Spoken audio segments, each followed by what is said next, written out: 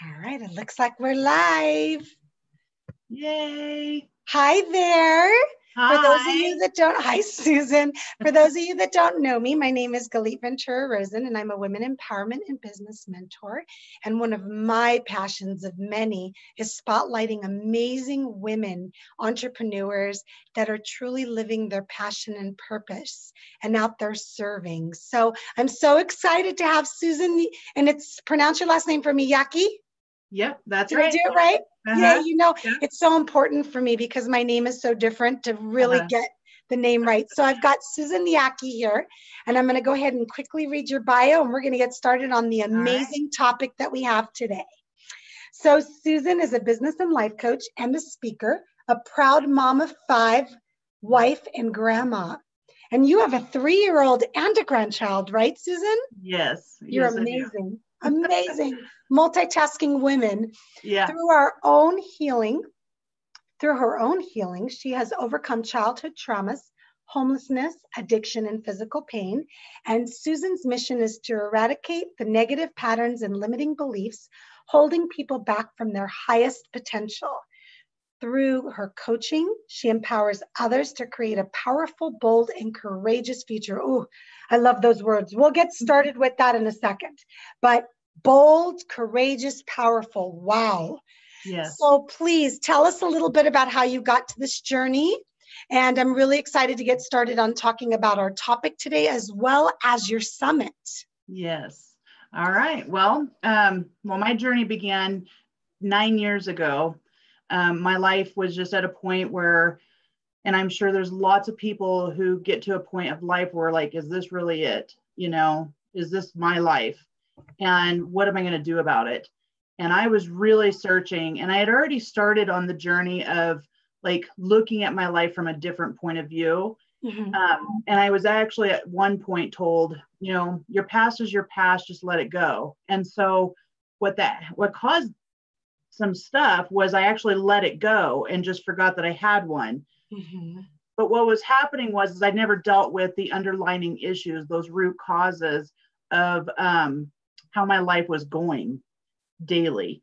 And so, and what started happening was I was starting to feel physical pain throughout my body. I was diagnosed with degenerative disc disease, fibromyalgia, and I was walking around extreme pain. And by 3 o'clock in the day, I couldn't go anymore. And I didn't understand what was happening to me. Um, at that time, my boys who were still living at home, my 2 older boys were just out causing trouble and, getting into trouble. And then my husband and I, at that time, were actually not even married. We were together 14 years, and we always said, we're not going to have, we don't need a piece of paper to share our love, express our love. But what it was like for me was we were just roommates and we were just living together with children. And so there was a big disconnect happening in my family, and I love my family. They are the reason why I do what I do. So I got to a point where I didn't know what to do. And I went to church and thought, well, okay, maybe I can find something here, like some answer to what's going on in my life. And I was very moved by a service one day, and this guy came over and he puts his hand on my shoulder, hands me a tiny piece of paper, and he says, it's going to be okay. And I'm just bawling, And on the paper, it said his name, his phone number, and a website. And when I went to look at the website, it was the Landmark Forum Worldwide. And so I didn't know nothing about it. So I questioned him more about it, and he invited me to an introduction. And before I knew it, I was registered into the Landmark Forum. And that's where my life transformed. On day 2 of my Landmark Forum, I created the possibility of being bold and courageous and honest. And what had happened was I called my husband, well, he was my boyfriend or fiance at the time, whatever you want to call it, and told him the truth of 2 secrets that I was withholding from him. One, I had cheated on him. And the second one, I had abortion with our first child in the beginning of our relationship. So 14 years prior. and 9 years prior for the one night stand. And you can about imagine his rage, his anger. I didn't know what was going to happen by telling him the truth. And all of a sudden I had this peace of mind and this freedom. And I couldn't believe that I became free. Like all of a sudden my body was no longer dealing with pain and stuff and the suffering of that. And over the weekend, the coaching that I got was I needed to just listen, period. Just listen and get what he would be going through. And that's exactly what I did.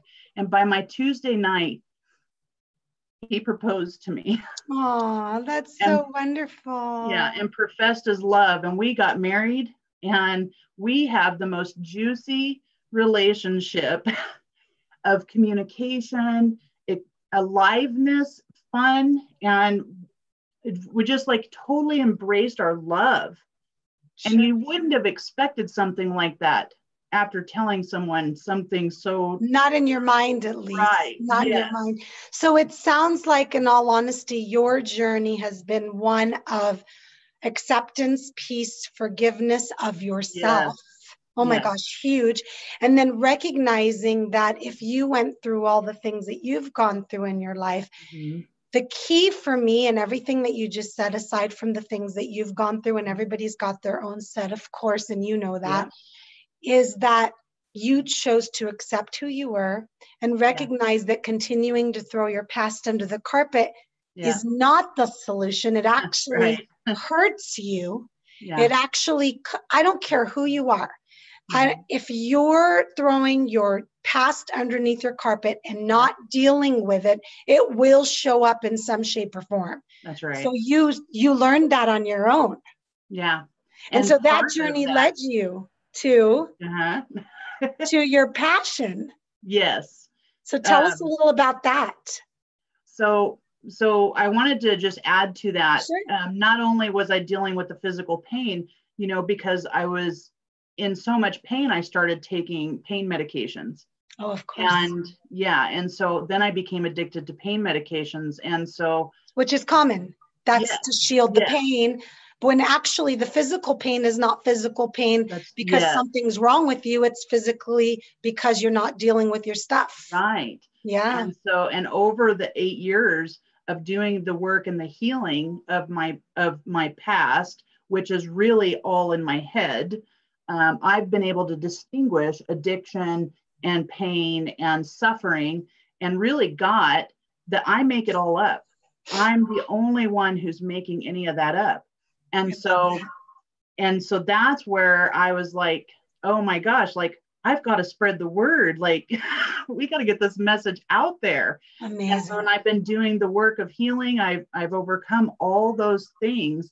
And it started because I acknowledged first off the suffering of when I was a child of over, dealing with abuse and sexual abuse. Those were just the ways I was coping with it.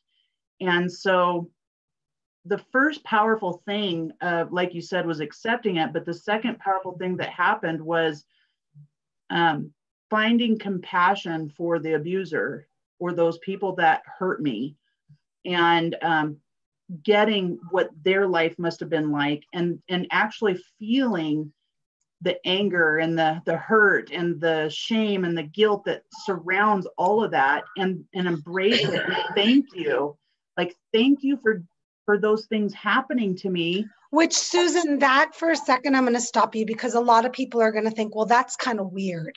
So but it isn't, because I actually agree with you.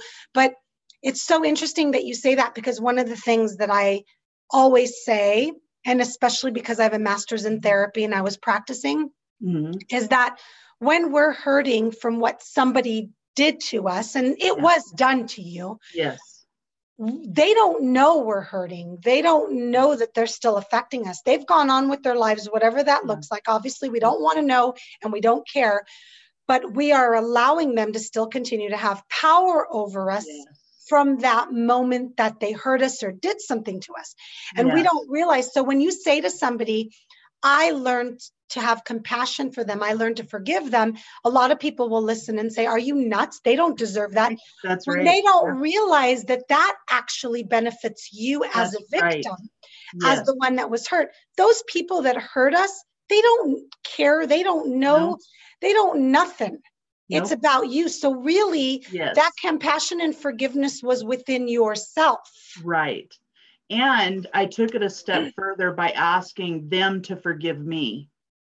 And the reason why is because. Now, did you do that actually in person or kind of like putting it out there?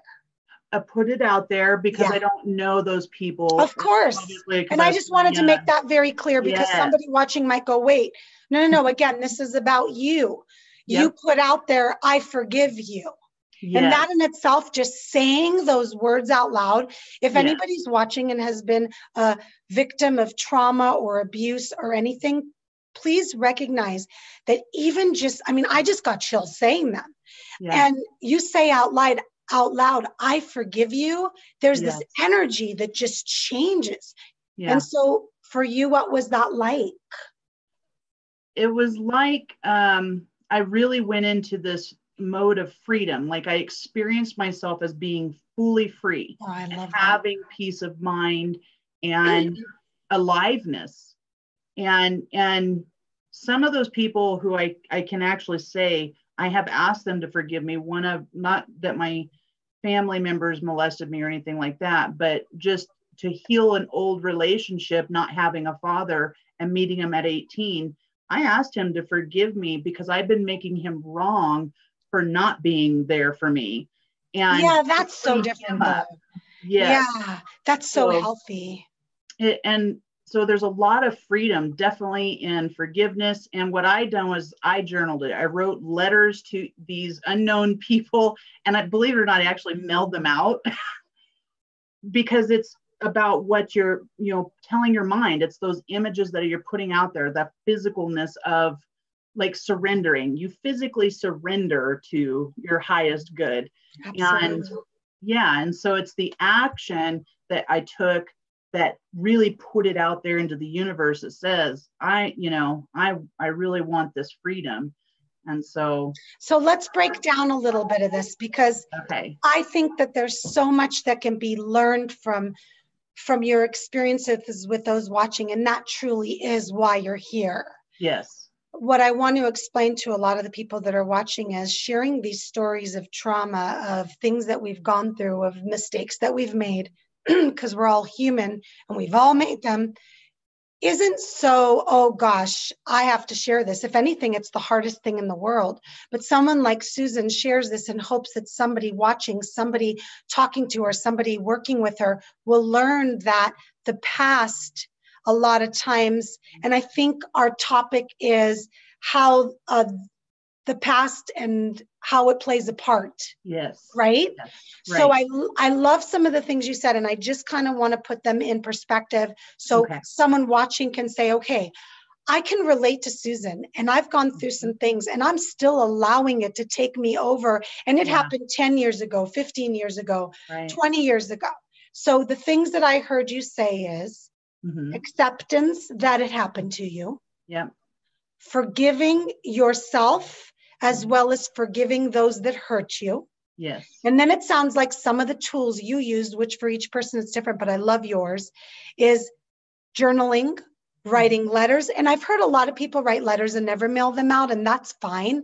But you want to find what works for you. What are some of the other tips that we can give them aside from those, so they can work through it and get past the hurt and recognize the past as part of the how? Right. So the how part is really because it shows up in our day-to-day life. We don't consciously know that these things are actually, showing affecting us. How they're affecting our day-to-day life. Right. So 95 to 99%, science shows that that's unconscious thinking in our daily life. So that's the impact of that. However, the access point to it is when you're having a disempowering moment or you're in some sort of reaction to other people. And it always seems to be, for me, where you're triggered by maybe your children or your husband or your friend, or, if you're some circumstance and you're having a disempowering conversation with yourself over here, right? Or you're defensive or angry or sad, those are actual opportunities to step back, breathe, and acknowledge what's going on over here with you, and be responsible, 100% responsible for how you're showing up, because you're just in a reaction mode. So, and when you're in reaction, there's no power in that, no freedom. And you can just step back, take a look at what it is. What am I having some sort of expectation right now? You can look and ask yourself, has this showed up in my life in other moments? Or is this some kind of continuous upset that keeps continuously showing up? And which it does. Yes. And one of the things I love to repeat is, when we don't deal with our stuff, it will find a way to continuously show up. And it could show up in ways, for example, I'm just going to, just out of the air, I'm going to pull an example. You had a bad relationship when you were younger, and you didn't deal with the emotion that it caused you. And then you keep having to revisit that emotion with every single relationship after that. And then no relationship works out because of it. Yes. So seriously, if you want motivation to work through your stuff, the motivation is, if you don't, it will keep showing up. Yes. And so Susan is saying, work through your stuff. Yes. And if it's something that is continuously showing up, and it's really disempowering to a point that it's exhausting and it causes unworkability in your life, then you want to take a look and say, okay, where is this really coming from? And start diving into asking yourself some deep questions, and look at, does this remind me of my mom? Does this remind me of my father? Who is this a reminder of? And just go back in time a little bit. And the way you can do that, because a lot of people are like, I don't remember that stuff. That's okay. You just want to look at the pattern, because it's going to be something that just shows up in different, like you said, relationship. Well, who else did I just get out of a relationship that reminds me of that? Well, look at your boyfriend, look at your girlfriend, your husband, your wife, and who do they remind you of? Your mom or your dad? And when was the time that you felt like that situation happened with them? And what did you make it mean about you in that moment? And then you can start looking at, once you heal that moment, then you can start seeing the patterns of the impact it's had on your life, and then get responsible for that. Absolutely. And, clean it up with whoever you need to clean it up with. I've said a lot of apologies to my mom, a lot of healing with her. We have a lot of past healing that we've done. And, it's nobody's fault and nobody's wrong. And it doesn't really matter. Yeah. I have to actually kind of stop you there just for a second, Susan, because I hear a lot of people, when they go out and they listen to someone like you that says, forgive, let go, recognize, work through it, stop being angry with them, because at the end of the day, it really is about you. And they say, well, it's not my fault my sister treated me that way. Okay, stop. It doesn't matter whose fault it is. You're the one that's living with this every day, and you're the one that's allowing it to affect you every day. So I want to jump in for the last few minutes about the amazing summit that really this feeds into, and how this was created. And thank you so much for letting me be a part of it. I appreciate that. I'm so blessed with that piece. But the summit is called Rewrite Your History. Obviously. Did you? Come on, guys, you could have guessed that. So let's talk for a few minutes about what that summit topic means, and then a little bit about what a summit is. And for those of you that are watching that don't know, a summit is where you put together a group of amazingly talented people. Susan has been spending lots of time interviewing people so they can share with them their experiences and rewriting their history, so then she can share it with the world. So this is a free opportunity that I'm going to go ahead and comment below and put the link so you can go ahead and connect with Susan and receive these interviews. So Susan, tell us a little bit about the topic, Rewrite Your History. Well, so as you just heard, like we all have a past. We've had things that happen to us, and it's what you choose to do with those things. You can choose to continue living a life of victim, or you can choose to live a life that you've been dreaming of. People have forgotten, I think, what they even dreamt of. And so, I feel like you cannot move forward until you've healed the past. Like you're just living day-to-day life, but you got to free yourself up and get to the bottom of the nothingness around those things that happen to you. And some people don't even have a lot of traumatic stuff. It's just maybe stories that you've told yourself. So the rewriting your history part is, now that you've gone through some of that traumatic experience and healed it, now what? Like, what is life going to be like? And when you start to rewrite it, you get to just deal with those patterns because you've shined a light on those things that were hindering you, or there's those daily challenges that you face. Now you have a light. You've given yourself that power to do something about it. And now your ability to choose is more like right here instead of back here. So if we're coming from the observer, then we can actually make a profound choice in our day-to-day decisions.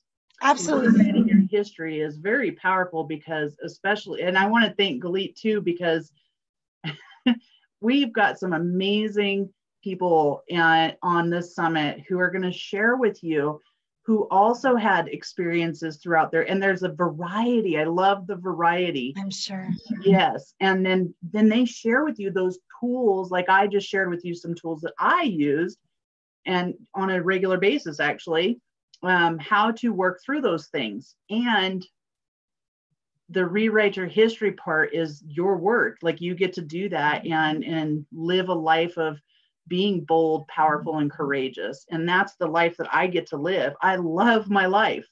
And how many people can actually say that? I think that is such a huge statement. There are so many people out there that if you ask them point blank and they were 100% honest with you, they would not respond the way Susan did, which is, I love my life. And I have to tell you, Susan, I love my life too. And I need to explain to you guys just for a moment before we tell you how to get a hold of the summit, because you're going to want it. Susan interviewed me as well as 21, I think it was 22 total, if I'm correct, something like that, right, Susan? Yeah, we're men and women that really spoke about obstacles, things that they've gone through, challenges, how they chose it to go through it, how they rewrote their own history, and where they are today, which they are all very successful in their own definition. But I have to share with you that you must start with yourself, and that's everything that Susan is saying. So if you don't love your life, ask yourself why.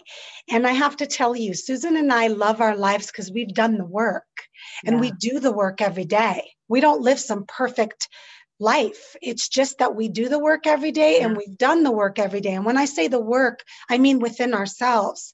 So whenever something shows up, I have to tell you, my stuff still shows up. I'm like, okay, I got to deal with this. Let me deal with this. Quicker. Right? What does this mean? Faster. What does this mean? So I love your summit title, which is Rewrite Your History. And I truly believe I've rewritten my history. And I truly believe you've rewritten your history. So we are speaking of what we have done in our lives. So you're getting genuine and authentic. Yes. Yeah. It's really raw and real. I especially want you to hone in on James Arthur Ray's his story. I'm whoever knows his story. It's a powerful story. One of the people that you interviewed? Yes. Wonderful. I'll make sure. Summit. I signed up too, so I can get the interviews. Because if you get interviewed, you don't automatically get them. So I signed up so I can watch the interviews too, because I don't know the other 21 people. Well, I know a few of them from business. And I also want to share with you that this is not just personal obstacles. This is also business obstacles. So don't think, oh gosh, well, I've never had anything traumatic happen to me. Why should I sign up? I spoke about business obstacles. I spoke about when I was in my 20s being in a world of largely male profession and the average age was 40. So I spoke about how I had to prove myself and get past those. So there's so many pieces here that I want you to definitely take a moment. It's free. There's nothing that you can lose, only gain from learning from others. And myself being what I call a work in progress for the rest of my life, I love learning. And the only way you can improve yourself is by learning from others. That's right. Yep. Beautiful. Well, thank you so much for your interview. Before we go, I'm going to go ahead and put the link in the comments, but please let them know how they can get a hold of you and through social media and your website and so on, and what you do before we go with your clients. Okay. Yeah. Thank you. So I'm on Facebook and Instagram. On my Facebook page, it's Unlimited Possibilities 7, because I really believe the sky truly is the limit, but it even goes beyond that. So it's Unlimited Possibilities 7, the number 7. And or you're welcome to come to my personal home page, which is Susan R. Yockey, and that's also on Facebook. I don't have a website. It's just that's okay. They've kind of gone extinct anyways. Don't worry about that. Give yourself a pass. Or you're welcome to call me, 406-431-3734 if you have any more questions. Perfect. Thank you so much. I appreciate you. I appreciate that we connected. One of my favorite things about technology is this world where we get to connect to people we would never connect in person. And that is my favorite part. So I'm thankful that I got to connect with you. And I'm thankful that I was able to learn more about your story today because you interviewed me. I didn't get to interview you. So how much fun is it that I turned the tables on you, right? Yeah, it was great. And thank you for having me. Absolutely. Thank you so much, Susan. Yes, you're welcome.